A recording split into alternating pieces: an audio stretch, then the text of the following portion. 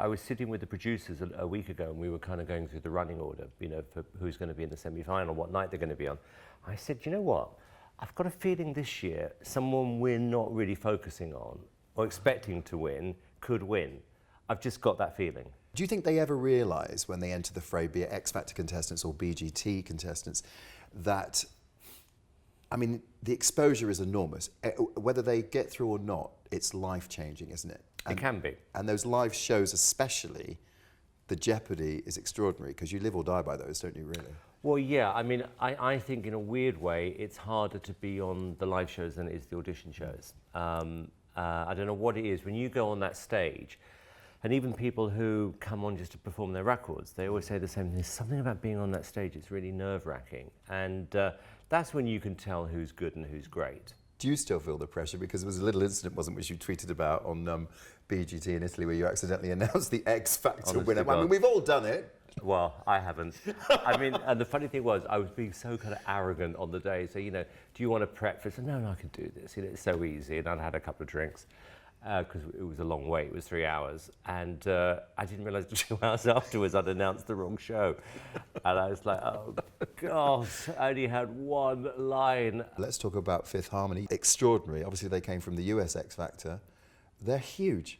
In a similar situation with the boys, you know, we really liked them individually, and I made a decision quite early on. I actually think they'd make a great, you know, group, which they have. It's the fans who've made it happen. They've kind of made it their campaign to get the girls successful in America, and now England, and the rest of the world. You're not looking for a replacement for Zayn, are you?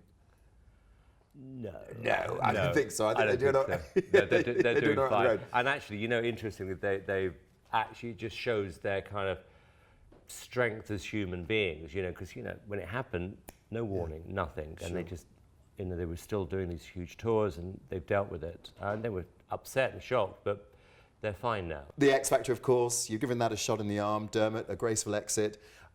Louis, in or out? I mean... Do you know, honest to God, I said to Louis, because I was talking to him and it all went off on the weekend, I went, with you, Louis, I don't know what's going to happen. I'm not sort of sitting there in the dark going, you know what, today I'll fire Louis.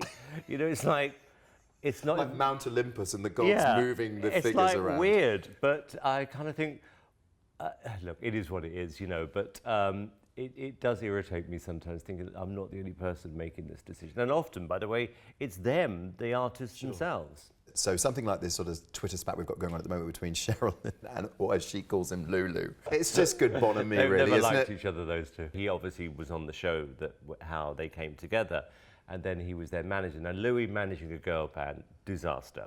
It just doesn't do it well. But guy bands, fantastic. Solo artists, fantastic. But there was always going to be a clash. What's the next big thing then, Simon Cowell? I'm not going to tell you. You're not going to tell me? Which means I don't know. Which means you don't know indeed. But